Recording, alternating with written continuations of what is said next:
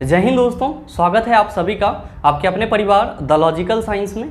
मैं हूं आलोक सिंह आतिश और आज के इस वीडियो सेशन में हम लोग बात करने वाले हैं ग्रुप डी साइंस से 12 के पार्ट 2 की डिस्कशन की। जी हां दोस्तों, इससे पीछे के वीडियो सेशन में हम लोगों ने ग्रुप डी साइंस से 12 का पार्ट 1 का डिस्कशन देखा था, जहां पे हम लोगों ने क्वेश्चन नंबर 1 से लेकर के 13 तक के क्वेश्चन को डिस्कस करा था। दोस्तों आज के इस वीडियो सेशन में हम लोग क्वेश्चन नंबर 14 से 25 तक की बात करेंगे। और हाँ, आपकी जानकारी के लिए बताना चाहूँगा कि आज के इस सेशन का जो भी क्वेश्चन है उसका PDF आपको कहाँ मिलेगा, तो ये हमारे टेलीग्राम ग्रुप पे अवेलेबल है, जिसका लिंक मैंने नीचे डिस्क्रिप्शन में डाल दिया है, आप वहाँ से जा करके ले सकते हैं। बहरहाल आइए अपने सेशन की शुरुआत करते हैं और चलते हैं पहले क्वेश्चन की तरफ। आपका जो पहला क्वेश्चन है आज के इस सेशन का, क्वेश्चन नंबर 14, क्या पूछा जा रहा है आपसे पूछा जा रहा है कि परमाणु का नाभिक मॉडल पहली बार किसके द्वारा खोजा गया था। आपका ऑप्शन दिया हुआ है Ernest Rutherford, Dmitri Mendeleev, Niels Bohr, Louis Pasteur. क्या होगा इसका आंसर? आपसे क्वेश्चन पूछा जा रहा है कि परमाणु का नाभिक मॉडल किसके द्वारा खोजा गया था। आप सभी क्या कहेंगे? आप सभी कहेंगे कि सर रदरफोर्ड के द्वारा खोजा गया था। किसके द्वारा खोजा गया था? रदरफोर्ड के द्वारा खोजा गया था। तो सही आंसर क्या हो जाएगा? आप कहेंगे option number A is the right answer of this question. मेरे मित्र ध्यान में रखिएगा, अगर आपसे ये क्वेश्चन पूछ लिया जाए कि परमाणु का मॉडल सबसे पहले किसके द्वारा दिया गया था, परमाणु का मॉडल सबसे पहले किसके द्वारा दिया गया था, सबसे पहले किसके द्वारा दिया गया था, तब आप किसका नाम लेंगे? तब आप सभी जे थॉमसन का नाम लेंगे। किसका नाम लेंगे सर? जे थॉमसन का नाम लेंगे। और ध्यान में रखिएगा कि रदरफोर्ड के नाभिकीय मॉडल से पहले भी परमाणु मॉडल को तैयार किया गया था, और वो मॉडल किसके द्वारा तैयार किया गया था? आप सभी कहेंगे जे थॉमसन के द्वारा तैयार किया गया था। इसने अपने मॉडल में क्या बताया था? तो सर इसने अपने मॉडल में बताया था कि परमाणु जो होता है वो धनात्मक कण का या धनात्मक आवेश का गोला होता है, जिसमें इलेक्ट्रॉन क्या होते हैं? तो इलेक्ट्रॉन एम्बेडेड होते हैं। और इसी मॉडल को बाद में रेजिन पुडिंग मॉडल भी कहा गया। इसी मॉडल को बाद में क्या कहा गया? रेजिन पुडिंग मॉडल भी कहा गया। तो आपसे कभी कभी ये क्वेश्चन भी पूछ लिया जाता है कि निम्नलिखित में से किसके परमाणु मॉडल को रेजिन पुडिंग मॉडल कहा जाता है? आप कहेंगे थॉमसन के परमाणु मॉडल को रेजिन पुडिंग मॉडल कहा जाता है। चूंकि थॉमसन का जो ये परमाणु मॉडल था, ये व्यापक रूप से परमाणु के बारे में एक्सप्लेन नहीं कर पा रहा था, तब उस वक्त कौन आए थे? तो सर रदरफोर्ड आए थे। और रदरफोर्ड जिस वक्त अपना एक्सपेरिमेंट कर रहे थे, उसी वक्त इन्होंने क्या पता लगाया था कि परमाणु के केंद्र में क्या होता है? नाभिक होता है। और इसीलिए रदरफोर्ड के परमाणु मॉडल को क्या कहा जाता है? परमाणु का नाभिकीय मॉडल भी कहा जाता है। तो जहां भी आपसे ये क्वेश्चन पूछा जाए कि परमाणु का नाभिकीय मॉडल किसके द्वारा खोजा गया, आप कहेंगे रदरफोर्ड के द्वारा खोजा गया। क्यों? क्योंकि परमाणु के अंदर नाभिक की खोज किसने करी थी? तो सर रदरफोर्ड ने करी थी। इसीलिए रदरफोर्ड के परमाणु मॉडल को नाभिकीय मॉडल भी कहा जाता है। साथ ही अगर आपसे ये क्वेश्चन पूछ लिया जाए कि परमाणु का मॉडल सबसे पहले किसने बनाया था, तो आप कहेंगे थॉमसन ने बनाया था। किस मॉडल को रेजिन पुडिंग मॉडल कहा जाता है? आप सभी कहेंगे थॉमसन के परमाणु मॉडल को रेजिन पुडिंग मॉडल कहा जाता है। मेरे मित्र ध्यान में रखिएगा, अगर आपसे ये क्वेश्चन पूछ लिया जाए कि रदरफोर्ड के परमाणु मॉडल के जो त्रुटि थे उसको कौन सुधारा था, तो आप सभी कहेंगे कि सर रदरफोर्ड के परमाणु मॉडल के जो दोष थे वो किसके द्वारा सुधार किया गया था? तो नील्स बोर नामक वैज्ञानिक के द्वारा सुधार किया गया था। किसके द्वारा सुधार किया गया था? नील्स बोर नामक वैज्ञानिक द्वारा सुधार किया गया था। आप सभी कहेंगे कि सर हमारे ऑप्शन में दमित्री मेंडलीफ भी है, तो इसके बारे में हम लोग क्या याद रख सकते हैं? मेरे मित्र आप सभी याद रखना दमित्री मेंडलीफ के बारे में कि मेंडलीफ ही ऐसे पहले व्यक्ति थे जिन्होंने तत्वों को आवर्त सारणी के रूप में सजाया था, यानी कि तत्वों को आवर्त और वर्ग के रूप में सजाया था। इसीलिए हम लोग क्या कहते हैं कि आवर्त सारणी को सबसे पहले किसने बनाया? तो दमित्री मेंडलीफ ने बनाया। किसने बनाया सर? दमित्री मेंडलीफ ने बनाया। अगर आपसे ये क्वेश्चन पूछा जाए कि आवर्त सारणी की खोज किसने करा, तो आप सभी क्या कहेंगे? दमित्री मेंडलीफ कहेंगे। और साथ ही आपसे कभी कभी ये क्वेश्चन भी पूछ लिया जाता है कि दमित्री मेंडलीफ का जो आवर्त सारणी था वो तत्वों के किस गुण पर आधारित था? आप सभी कहेंगे कि सर इसका जो आवर्त सारणी था वो परमाणु द्रव्यमान पर आधारित था। किस पे आधारित था? परमाणु द्रव्यमान पे आधारित था। जबकि आपका जो आधुनिक आवर्त सारणी है वो किस पे आधारित है? तो आप सभी कहेंगे परमाणु संख्या पे आधारित है। आप कहेंगे कि सर हमारे ऑप्शन में लुई पास्चर भी दिया हुआ है, हमारे ऑप्शन में लुई पास्चर भी दिया हुआ है। तो इस वैज्ञानिक ने किस चीज का खोज करा था? ध्यान में रखिएगा कि लुई पास्चर ने पास्चुराइजेशन का खोज किया था। किसका खोज किया था? तो सर पास्चुराइजेशन का खोज किया था। तो कभी कभी ये क्वेश्चन भी आपसे पूछ लिया जाता है कि पास्चुराइजेशन का खोज निम्नलिखित में से किस वैज्ञानिक ने करा? आप कहेंगे लुई पास्चर ने करा। उम्मीद करते हैं समझ पाए होंगे। चलते हैं अगले क्वेश्चन की तरफ। आपका जो अगला क्वेश्चन है, क्वेश्चन नंबर 15, क्या पूछा जा रहा है आपसे?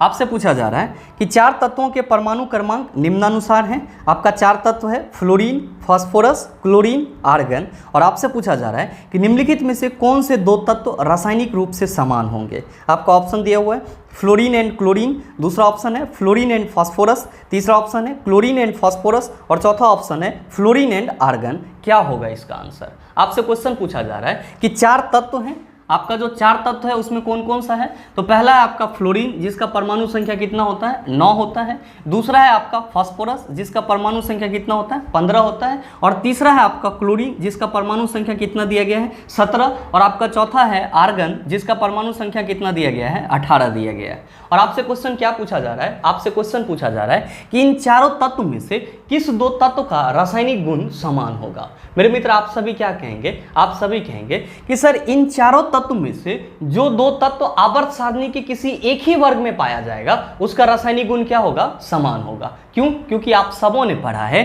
कि आवर्त सारणी के किसी एक वर्ग में, आवर्त सारणी के किसी एक वर्ग में मिलने वाले सारे तत्व का रासायनिक गुण, मिलने वाले सारे तत्व का रासायनिक गुण क्या होता है सर?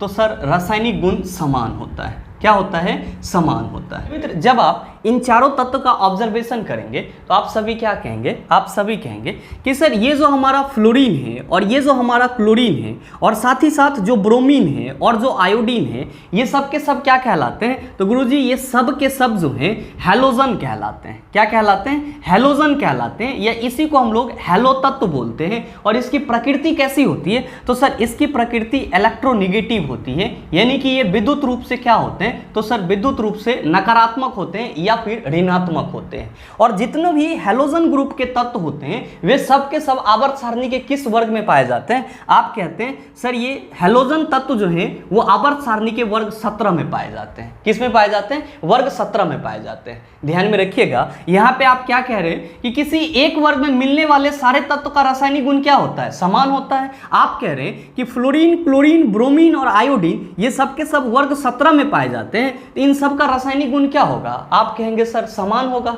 तो आपके ऑप्शन में तो ब्रोमीन और आयोडीन की चर्चा करी नहीं गई है, आपके ऑप्शन में किसकी चर्चा करी गई है? फ्लोरीन की और साथ ही साथ क्लोरीन की। तो आप सभी क्या कह सकते हैं? आप सभी कह सकते हैं कि सर फ्लोरीन और क्लोरीन का जो रासायनिक गुण होगा वो क्या होगा? एक जैसा होगा। तो आप बताइए कि सही आंसर क्या हो जाएगा? आप सभी कहेंगे sir option number A is the right answer of this question. मेरे मित्र ध्यान में रखिएगा, अगर आपसे क्वेश्चन ये पूछा जाए कि ये जो आपका आर्गन है ये आपके आवर्त सारणी के किस वर्ग में पाया जाएगा? आप सभी कहेंगे कि सर आर्गन जो है वो क्या है? अक्रिय गैस है।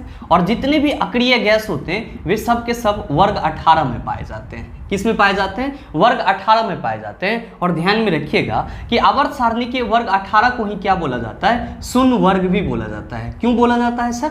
इसीलिए बोला जाता है क्योंकि इस वर्ग में जितने भी एलिमेंट पाए जाते हैं सबका संयोजकता कितना होता है? तो सर 0 होता है। और हमेशा ध्यान में रखिएगा कि अक्रिय गैस जितने भी हैं, नोबेल गैस जितने भी हैं, उन सभी का संयोजकता कितना होता है? आप कहेंगे 0 होता है, 0 होता है। आप सभी कहेंगे कि सर फास्फोरस के बारे में नहीं बताया कि ये किस वर्ग में पाया जाएगा? ध्यान में रखिएगा कि फास्फोरस जो है आपका वर्ग 15 में पाया जाएगा। किस में पाया जाएगा? वर्ग 15 में पाया जाएगा। और ये किस फैमिली का एलिमेंट है? आप सभी कहेंगे कि सर ये नाइट्रोजन फैमिली का एलिमेंट है। किसका एलिमेंट है सर? नाइट्रोजन फैमिली का एलिमेंट है। उम्मीद करते हैं समझ पाए होंगे। चलते हैं अगले क्वेश्चन की तरफ।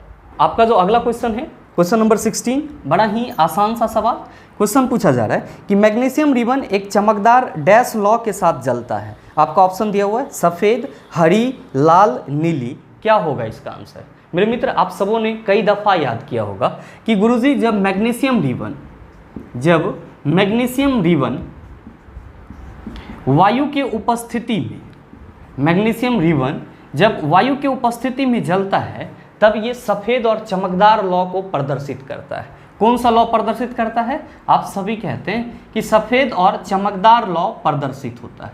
तो तो आपसे जो क्वेश्चन पूछा जा रहा है कि मैग्नीशियम रिबन एक चमकदार डैश लौ के साथ जलता है, आप सभी क्या कहेंगे? मैग्नीशियम रिबन एक चमकदार सफेद लौ के साथ जलता है। तो सही आंसर क्या होगा? आप सभी कहेंगे sir option number A is the right answer of this question. मेरे मित्र ध्यान में रखिएगा, यहाँ पे जो आप सभी कह रहे हैं कि गुरुजी मैग्नीशियम रिबन वायु की उपस्थिति में जलता है, एक्चुअली आपके वायु में क्या उपस्थित रहता है? तो आप सभी कहते हैं कि सर बहुत सारे गैसेज उपस्थित होते हैं, लेकिन दहन के लिए क्या जरूरी होता है? आप सभी कहेंगे सर ऑक्सीजन जरूरी होता है। यानी कि यहाँ पे मैग्नीशियम वायु में उपस्थित ऑक्सीजन के साथ क्या करता है सर? अभिक्रिया कर लेता है, और जैसे ही अभिक्रिया करता है तो ये जलना शुरू हो जाता है, और जैसे ही ये जलता है तो उसका जो लौ होता है वो कैसा होता है? तो गुरुजी सफेद और चमकदार होता है।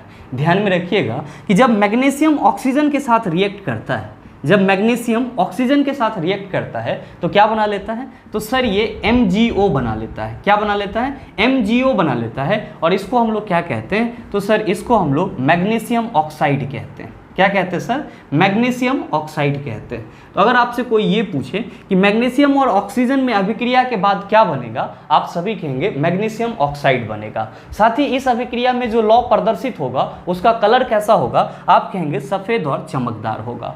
उम्मीद करते हैं समझ पाए होंगे। चलते हैं अगले क्वेश्चन की तरफ। आपका जो अगला क्वेश्चन है, क्वेश्चन नंबर 17, क्या पूछा जा रहा है आपसे? आपसे पूछा जा रहा है कि निम्नलिखित में से एथेनॉल किससे प्राप्त किया जा सकता है? आपका ऑप्शन दिया हुआ है चावल, सूरजमुखी, गन्ना, पेट्रोल। क्या होगा इसका आंसर? आपसे क्वेश्चन पूछा जा रहा है कि इन चारों में से किससे एथेनॉल प्राप्त किया जा सकता है? आप सभी कहेंगे कि सर एथेनॉल क्या होता है? मेरे मित्र अल्कोहल को ही क्या बोला जाता है? तो अल्कोहल को ही एथेनॉल बोला जाता है। और ध्यान में रखिएगा इसी को हम लोग इथाइल अल्कोहल भी कहते हैं। इसी को हम लोग क्या कहते हैं? इथाइल अल्कोहल भी कहते हैं। और इसके लिए फॉर्मूला क्या होता है? तो सर इसके लिए फॉर्मूला होता है C2H5OH। आप सभी क्या देख रहे हैं कि अल्कोहल में कार्बन और हाइड्रोजन है, इसी को हम लोग क्या कहते हैं? सर इसी को हम लोग हाइड्रोकार्बन भी कहते हैं। क्या कहते हैं? हाइड्रोकार्बन भी कहते हैं। या कोई भी कंपाउंड जो कार्बन और हाइड्रोजन से मिलकर बना हो क्या कहलाता है? हाइड्रोकार्बन कहलाता है। और साथ ही साथ हम लोग क्या कहते हैं इसके बारे में कि सर ये ऑर्गेनिक कंपाउंड भी है। क्या है सर? ये ऑर्गेनिक कंपाउंड है, यानी कि कार्बनिक यौगिक है। मेरे मित्र आपसे क्वेश्चन क्या पूछा जा रहा है? आपसे क्वेश्चन पूछा जा रहा है कि आपको जो ऑप्शन में दिए गए पदार्थ हैं उसमें से किस से एथेनॉल प्राप्त किया जा सकता है? ध्यान में रखिएगा कि एथेनॉल यानी कि अल्कोहल को आप प्राकृतिक रूप से भी प्राप्त कर सकते हैं, साथ ही लैब में भी तैयार कर सकते हैं। ध्यान में रखिएगा कि जो एथेनॉल आप प्राकृतिक रूप से प्राप्त करते हैं वो आपको दो तरह के पदार्थ से मिलता है। पहला आपका होता है शक्करमय पदार्थ। पहला आपका कौन सा होता है? शक्करमय पदार्थ। और दूसरा होता है आपका स्टार्चमय पदार्थ। दूसरा कौन सा होता है? स्टार्चमय पदार्थ। शक्करमय आप सभी समझ रहे होंगे कि जिसमें ग्लूकोज उपस्थित रहता है, और साथ ही स्टार्चमय पदार्थ आपका क्या होता है? जिसमें मंड उपस्थित रहता है। आप सभी कहेंगे कि सर शक्करमय पदार्थ का उदाहरण कौन होगा? तो भाई मेरे याद रखना कि जो आपका गन्ना है, साथ ही साथ जो महुए का फूल होता है, महुआ, अगर आप गांव घर से बिलोंग करते हैं तो आप सबों ने महुआ का नाम सुना होगा और इसको खाया भी होगा। ध्यान में रखिएगा कि महुए का फूल का उपयोग कहाँ पे किया जाता है? तो देसी शराब बनाने के लिए किया जाता है। क्यों? क्योंकि इससे क्या निकलता है सर? एथेनॉल निकलता है, यानी कि अल्कोहल निकलता है। और आप सबों को बखूबी मालूम होगा कि शराब बनाने में किसका उपयोग किया जाता है? तो इसी अल्कोहल का उपयोग किया जाता है। साथ ही जो आपका ग्लूकोज होता है इसको भी हम लोग किस कैटेगरी में रखते हैं? तो सर शक्करमय पदार्थ के कैटेगरी में ही रखते हैं। तो आप सभी ये कह सकते हैं कि गन्ना, महुए का फूल, ग्लूकोज, इन सबों से क्या प्राप्त किया जा सकता है? एथेनॉल प्राप्त किया जा सकता है, यानी कि अल्कोहल प्राप्त किया जा सकता है। साथ ही आप सभी सोच रहे होंगे कि गुरुजी स्टार्च में पदार्थ कौन कौन सा होता है? तो मेरे मित्र जो आपका जौ है, जो आपका मकई है, जो आपका मकई है, या फिर जो आलू है, ये सब के सब क्या कहलाते हैं? तो सर स्टार्च में पदार्थ कहलाता है। साथ ही चावल का जो छिलका होता है जिसको हम लोग क्या कहते हैं सर? इंग्लिश में राइस हस्क कहते हैं। इंग्लिश में क्या कहते हैं सर? राइस हस्क कहते हैं। सर इनसे भी क्या होता है? इनसे भी इथेनॉल प्राप्त किया जाता है। और ये सभी क्या हैं? तो सर स्टार्च में पदार्थ हैं। आपसे क्वेश्चन क्या पूछा जा रहा है? आपसे पूछा जा रहा है कि निम्नलिखित में से एथेनॉल किससे प्राप्त किया जा सकता है। आपका पहला ऑप्शन दिया हुआ है चावल। आप सभी क्या कहेंगे? आप सभी कहेंगे कि सर चावल का छिलका स्टार्च में होता है, तो चावल के छिलके से यानी कि राइस हस्क से इथेनॉल प्राप्त किया जा सकता है, जबकि यहाँ पे तो सीधे सीधे चावल लिखा हुआ है, तो ये तो ऑप्शन आपका गलत हो जाएगा। आपका दूसरा ऑप्शन है सूरजमुखी। आप कहेंगे कि सूरजमुखी ना तो शक्करमय पदार्थ है और ना ही स्टार्चमय पदार्थ है, यानी कि ऑप्शन नंबर बी भी क्या हो जाएगा? गलत हो जाएगा। आपका जो तीसरा ऑप्शन है गन्ना, आप सभी कहेंगे कि सर गन्ना जो है वो शक्करमय पदार्थ है और गन्ना से क्या निकाला जा सकता है? इथेनॉल निकाला जा सकता है। सही आंसर क्या हो जाएगा? ऑप्शन नंबर सी हो जाएगा। मेरे मित्र ध्यान में रखिएगा कि आपका अगला ऑप्शन क्या है? पेट्रोल है। तो आपके एग्जाम में कभी कभी ये क्वेश्चन पूछ लिया जाता है कि पेट्रोलियम पदार्थों से पेट्रोल को निम्नलिखित में से किस प्रक्रिया के द्वारा अलग किया जाता है। आप सभी क्या कहेंगे कि पेट्रोलियम पदार्थ से पेट्रोल को आंशिक आसवन के थ्रू क्या किया जाता है? अलग किया जाता है। पेट्रोलियम पदार्थ से पेट्रोल को आंशिक आसवन, यानी कि इसी को इंग्लिश में हम लोग क्या कहते हैं? फ्रैक्शनेटिंग डिस्टिलेशन कहते हैं, और इसके द्वारा क्या किया जाता है? पेट्रोलियम पदार्थों से पेट्रोल को अलग किया जाता है। उम्मीद करते हैं समझ पाए होंगे। चलते हैं अगले क्वेश्चन की तरफ। आपका जो अगला क्वेश्चन है क्वेश्चन नंबर 18, बड़ा ही आसान सा सवाल। ये भी आपसे क्या पूछा जा रहा है कि निम्नलिखित में से कौन सा कथन सत्य या असत्य है। आपका पहला कथन दिया हुआ है कि निम्नलिखित प्रतिवर्ती अभिक्रिया का एक उदाहरण है, और आपका रिएक्शन है N2+3H2 रिएक्ट करके क्या बना ले रहा है सर? 2NH3 बना ले रहा है। आपका दूसरा स्टेटमेंट है कि निम्नलिखित उष्मीय अपघटन का एक उदाहरण है, और आपका यहाँ पे रिएक्शन है कि कैल्शियम कार्बोनेट से जब इलेक्ट्रिसिटी पास करवाई जाती है तब ये कैल्शियम ऑक्साइड और कार्बन डाइऑक्साइड में टूट जाता है। आपको बताना है कि दोनों में से कौन सा सही है। मेरे मित्र आपका पहला स्टेटमेंट क्या है? तो सर पहला स्टेटमेंट है कि जो आपको स्टेटमेंट ए में अभिक्रिया दी गई है N2+3H2 जब एक दूसरे के साथ रिएक्ट कर ले रहा है तब ये क्या बना ले रहा है? तो सर ये जो है 2NH3 बना ले रहा है। क्या बना ले रहा है? 2NH3 बना ले रहा है। और आपसे ये पूछा जा रहा है कि क्या ये प्रतिवर्ती अभिक्रिया का उदाहरण है या नहीं है। मेरे मित्र ध्यान में रखिएगा कि प्रतिवर्ती अभिक्रिया को हम लोग क्या कहते हैं? रिवर्सिबल रिएक्शन कहते हैं। इसका मतलब ये हुआ कि अगर यहाँ पे N2 हाइड्रोजन के साथ रिएक्ट होकर के NH3 बना ले रहा है तो क्या हमको NH3 से फिर से नाइट्रोजन और हाइड्रोजन मिल सकती है? हमेशा ध्यान में रखेंगे कि जब आपका नाइट्रोजन हाइड्रोजन से रिएक्ट करके क्या बनाता है? अमोनिया बना ले रहा होता है, तब आप अमोनिया को फिर से नाइट्रोजन और हाइड्रोजन में ला सकते हैं। इसका मतलब ये हुआ कि ये जो आपका केमिकल रिएक्शन है ये आपका किस रिएक्शन का उदाहरण है? आप कहेंगे प्रतिवर्ती अभिक्रिया का उदाहरण है, यानी कि रिवर्सिबल रिएक्शन का उदाहरण है। इसका मतलब ये हुआ कि आपका जो स्टेटमेंट ए है वो क्या है सर? पूरी तरह से सत्य है। आपका जो स्टेटमेंट बी है उसमें क्या कहा जा रहा है? तो सर इसमें कहा जा रहा है कि जब कैल्शियम कार्बोनेट से इलेक्ट्रिसिटी पास करवाई जाती है, जब कैल्शियम कार्बोनेट से इलेक्ट्रिसिटी पास करवाई जाती है तब ये कैल्शियम ऑक्साइड और कार्बन डाइऑक्साइड में टूट जाता है। और आपसे ये पूछा जा रहा है कि क्या ये जो आपका अभिक्रिया है ये उष्मीय अपघटन का उदाहरण है? ये उष्मीय अपघटन का उदाहरण है? मेरे मित्र आप सभी क्या कहेंगे? सर ये उष्मीय अपघटन का उदाहरण नहीं है। क्यों?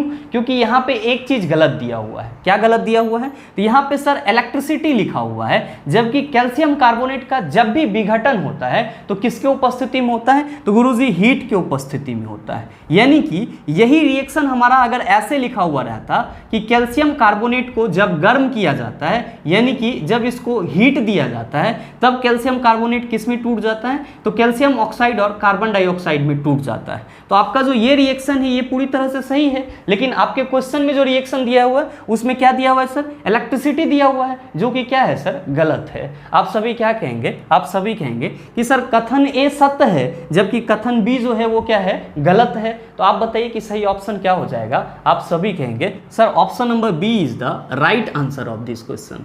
उम्मीद करते हैं समझ पाए होंगे। चलते हैं अगले क्वेश्चन की तरफ। आपका जो अगला क्वेश्चन है क्वेश्चन नंबर 19, बड़ा ही आसान सा सवाल। ये भी क्या पूछा जा रहा है? आपसे पूछा जा रहा है कि निम्नलिखित में से कौन सा उत्तक कोशिका विभाजन में सक्षम है। आपका ऑप्शन दिया हुआ है स्थूल कोण उत्तक, विभोज्योत्तक उत्तक, मृदु उत्तक, दृढ़ उत्तक। क्या होगा इसका आंसर? आपसे क्वेश्चन पूछा जा रहा है कि इन चारों में से कौन सा उत्तक कोशिका विभाजन में सक्षम है। मेरे मित्र आप सभी क्या कहेंगे? आप सभी कहेंगे कि सर हमारे ऑप्शन में जो स्थूल कोण उत्तक दिया हुआ है जो स्थूल कोण उत्तक दिया हुआ है, साथ ही जो मृदु उत्तक दिया हुआ है, और फिर जो हमारा दृढ़ उत्तक दिया हुआ है, जो हमारा दृढ़ उत्तक दिया हुआ है, ये तीनों क्या हैं? तो आप कहेंगे कि सर ये तीनों प्लांट के सरल अस्थाई उत्तक हैं।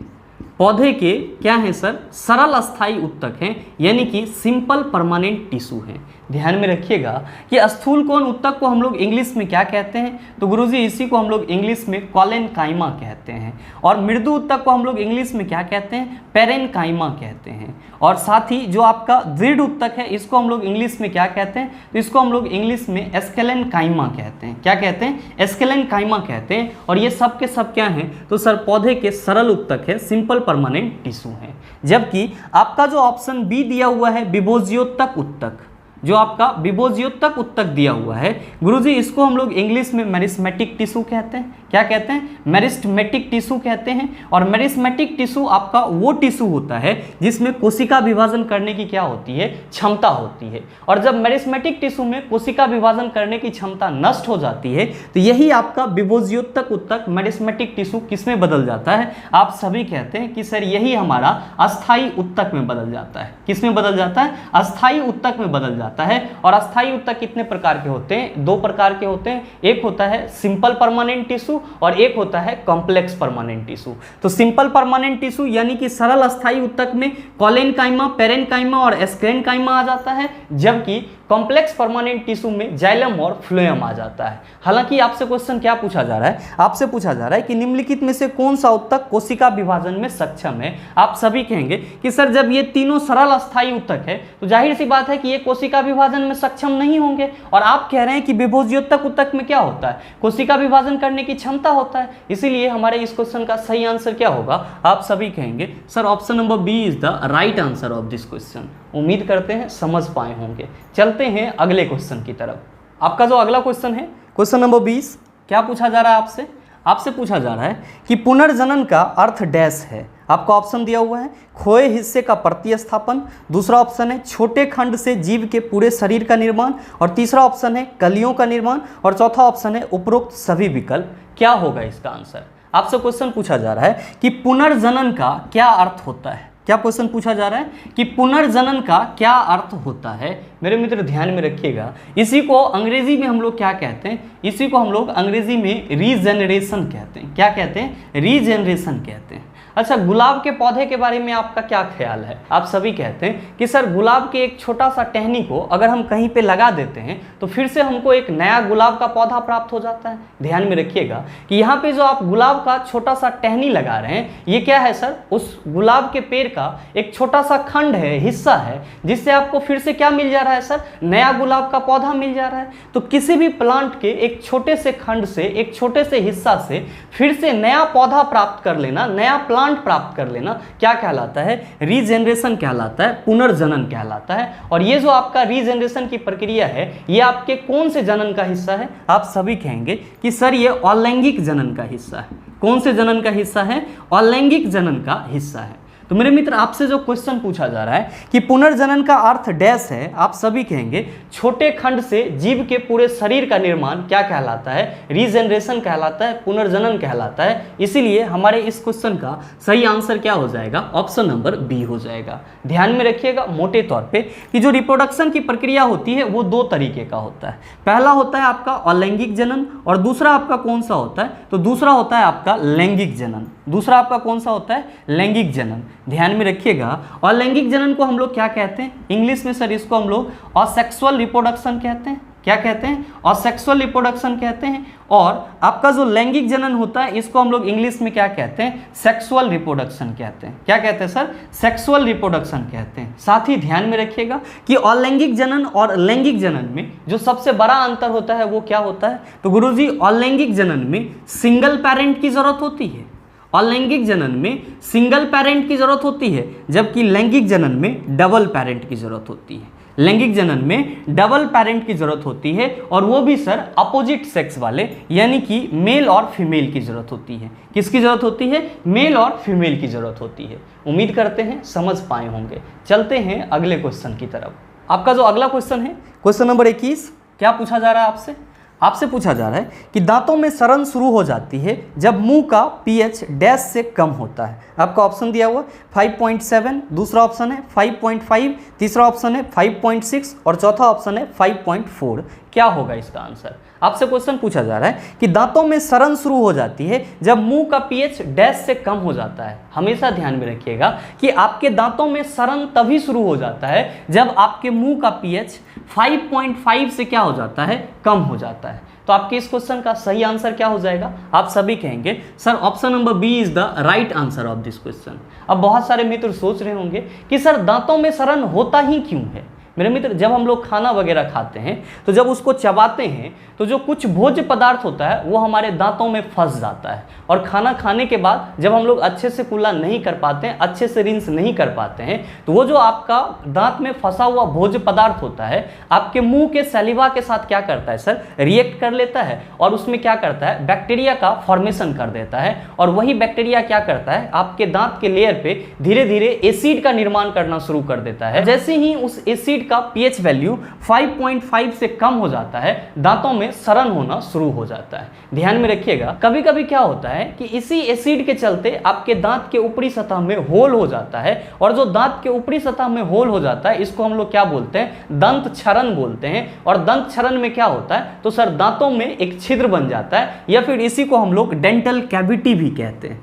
इसी को हम लोग क्या कहते हैं सर? डेंटल कैविटी भी कहते हैं। तो आप इस चीज़ का भी ख्याल रखिएगा कि हमारे मुंह का जब पीएच वैल्यू 5.5 से कम हो जाता है तो हमारे दांत के ऊपरी लेयर में छिद्र हो जाता है, जो क्या कहलाता है? डेंटल कैविटी कहलाता है। साथ ही ध्यान में रखिएगा कि आपके दांत का जो सबसे ऊपरी लेयर इनामेल होता है, आपके दांत का जो सबसे ऊपरी लेयर इनामेल होता है वो क्या होता है सर? आपके शरीर का सबसे स्ट्रॉन्गेस्ट और हार्डेस्ट पार्ट होता है। आपके दांत का जो ऊपरी लेयर इनामेल है वो आपके शरीर का क्या है सर? सबसे मजबूत और कठोर भाग होता है, यानी कि हार्डेस्ट पार्ट होता है। साथ ही साथ ध्यान में रखेंगे कि आपके मुंह में कितने प्रकार के दांत पाए जाते हैं? तो 4 प्रकार के दांत पाए जाते हैं। कौन कौन सा? तो पहला होता है आपका कृंतक, दूसरा होता है आपका रदनक, तीसरा होता है आपका चबरनक, और चौथा होता है अग्र चबरनक। इसी को हम लोग इंग्लिश में क्या कहते हैं? इंसीजर कहते हैं, कैनाइन कहते हैं, प्रीमोलर कहते हैं और मोलर कहते हैं। ध्यान में रखिएगा, अगर आपसे कभी ये पूछा जाए कि मिल्क टीथ की संख्या कितनी होती है, क्योंकि आप सबों को मालूम होगा कि आपका जो दांत निकलता है वो 2 सेट में निकलता है। एक आपका मिल्क टीथ, यानी कि जब आप छोटे रहते हैं तब जो आपका दांत होता है उसको हम लोग मिल्क टीथ बोलते हैं, और जब आप बड़े हो जाते हैं तब जो आप में दांत आ जाता है वो क्या कहलाता है सर? परमानेंट टीथ कहलाता है। जो मिल्क टीथ का सेट होता है उसमें टोटल नंबर ऑफ टीथ कितना होता है? आप सभी कहेंगे 20 होता है। और जो परमानेंट टीथ होता है सर, इसमें दांतों की संख्या कितनी होती है? तो सर इसमें दांतों की संख्या 32 होती है। ये सब भी कुछ छोटे छोटे पॉइंट हैं, इसका भी आप ख्याल रखिएगा, आपके लिए इंपॉर्टेंट हो सकता है। चलते हैं अगले क्वेश्चन की तरफ। आपका जो अगला क्वेश्चन है, क्वेश्चन नंबर 22, क्या पूछा जा रहा है आपसे? आपसे पूछा जा रहा है कि पाचन तंत्र में मौजूद रस गैस्ट्रिक जूस में डैश शामिल होता है। आपका ऑप्शन दिया हुआ है HCl, NaCl, HNO3, KCl। आप सभी क्या कहेंगे? आप सभी कहेंगे कि सर हमारा जो गैस्ट्रिक जूस होता है, हमारा जो गैस्ट्रिक जूस होता है जिसको हम लोग हिंदी में जठर रस कहते हैं। क्या कहते हैं? जठर रस, जो कि गैस्ट्रिक ग्लैंड से निकलती है। कहाँ से निकलती है? गैस्ट्रिक ग्लैंड से निकलती है, और गैस्ट्रिक ग्लैंड को हिंदी में जठर ग्रंथि कहते हैं। और ये जठर ग्रंथि हमारे आमाशय में होती है। कहाँ होती है? हमारे आमाशय यानी कि स्टमक में होती है। तो हमारे जठर ग्रंथि से जो जठर रस निकलता है इसमें क्या सब रहता है? आप सभी कहेंगे कि सर इसमें HCl रहता है, साथ ही श्लेष्मा रहता है जिसको हम लोग म्यूकस कहते हैं इंग्लिश में, और साथ ही इसमें क्या रहता है सर? निष्क्रिय पेप्सिनोजोन रहता है। क्या रहता है? निष्क्रिय पेप्सिनोजोन रहता है। निष्क्रिय पेप्सिनोजोन रहता है। ये सभी क्या है सर? तो ये सभी के सभी जठर रस के अवयव हैं। तो जब भी आपसे ये क्वेश्चन पूछा जाए कि जठर रस में कौन सा अम्ल रहता है, आप सभी कहेंगे हाइड्रोक्लोरिक अम्ल रहता है। जठर रस किसका कंपोजिशन है? तो HCl का, श्लेष्मा का और निष्क्रिय पेप्सिनोजोन का क्या है सर? कॉम्बिनेशन है या कंपोजिशन है। ध्यान में रखिएगा कि ये निष्क्रिय पेप्सिनोजोन HCl के साथ मिलकर के क्या हो जाता है? एक्टिव हो जाता है, और यही पेप्सिन क्या करता है? प्रोटीन के पाचन में मदद करता है। बहरहाल आपसे क्वेश्चन क्या पूछा जा रहा है? क्वेश्चन पूछा जा रहा है कि पाचन तंत्र में मौजूद रस गैस्ट्रिक जूस में डैश शामिल होता है। आप सभी कहेंगे HCl शामिल होता है। दैट्स वाई आपके इस क्वेश्चन का सही आंसर क्या हो जाएगा, ऑप्शन नंबर ए हो जाएगा। मेरे मित्र ध्यान में रखिएगा कि ये जो आपका गैस्ट्रिक ग्लैंड्स है ये कहाँ पे रहता है, तो अमाशय में रहता है। और अमाशय में जो भोजन का पाचन होता है उसमें भोजन के किस अवयव का पाचन होता है, आप कहेंगे सर प्रोटीन और वसा का पाचन होता है। आपके अमाशय से एक और एंजाइम निकलता है जिसको आप सभी क्या कहते हैं, जिसको आप सभी लाइपेज कहते हैं। और ये लाइपेज किसके पाचन के लिए सहायक होता है, वसा के पाचन के लिए सहायक होता है। तो अमूमन आपके अमाशय में प्रोटीन और वसा दोनों का पाचन होता है। उम्मीद करते हैं समझ पाए होंगे। चलते हैं अगले क्वेश्चन की तरफ। आपका जो अगला क्वेश्चन है क्वेश्चन नंबर 23, बड़ा ही आसान सा सवाल और आप सभी इसका जवाब आसानी से दे सकते हैं। आपसे क्वेश्चन पूछा जा रहा है कि वह विकल्प चुने जो परिसंचरण तंत्र के संदर्भ में सत्य नहीं है। आपका ऑप्शन दिया हुआ है कि इनमें रक्त उच्च दाब पर झटके से और तेजी से बहता है। दूसरा ऑप्शन है यह शरीर के वजन के लगभग 7-8% होता है। और तीसरा ऑप्शन है रक्त को समानतः रिवर ऑफ लाइफ कहा जाता है। और चौथा ऑप्शन है मानव लाल रुधिर कणिकाओं का जीवन काल 15 से 20 दिन है। क्या होगा इसका सही आंसर? आप सभी कहेंगे कि गुरुजी पहले ये बताओ कि परिसंचरण तंत्र क्या होता है। परिसंचरण तंत्र क्या होता है?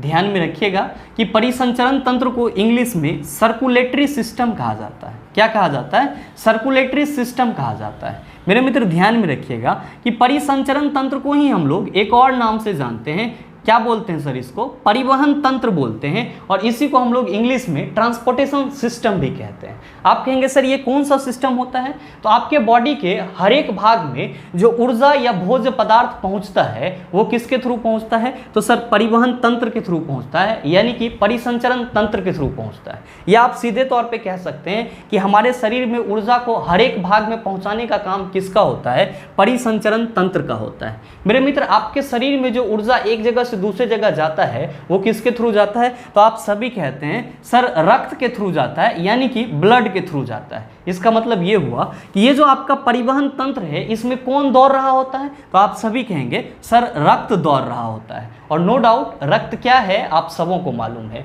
रक्त एक प्रकार का संयोजी उत्तक है और ये आपके शरीर में आपके वजन का 7 से 8% होता है। और रक्त में जो आरबीसी होता है उसका जीवन काल कितना होता है? तो आप सभी कहते हैं कि सर रक्त में जो आरबीसी होता है उसका जीवन काल 115 से 120 दिन तक होता है। कितना होता है सर? 115 से 120 दिन तक का होता है। साथ ही रक्त को क्या बोला जाता है? रिवर ऑफ लाइफ बोला जाता है। रक्त को क्या बोला जाता है? रिवर ऑफ लाइफ बोला जाता है। आपसे क्वेश्चन क्या पूछा जा रहा है? आपसे क्वेश्चन पूछा जा रहा है कि वह विकल्प चुने जो परिसंचरण तंत्र के संदर्भ में सत्य नहीं है, यानी कि आपको ऐसा ऑप्शन चुनना है जो कि ट्रांसपोर्टेशन सिस्टम के बारे में सही नहीं है। आपका पहला स्टेटमेंट है, पहला ऑप्शन है कि इनमें रक्त उच्च दाब पर झटके से और तेजी से बहता है। आप सभी कहेंगे कि सर बिल्कुल परिसंचरण तंत्र में रक्त जो है ये उच्च दाब पर तेजी और झटके से बहता है, यानी कि आपका पहला स्टेटमेंट पूरी तरह से सही है।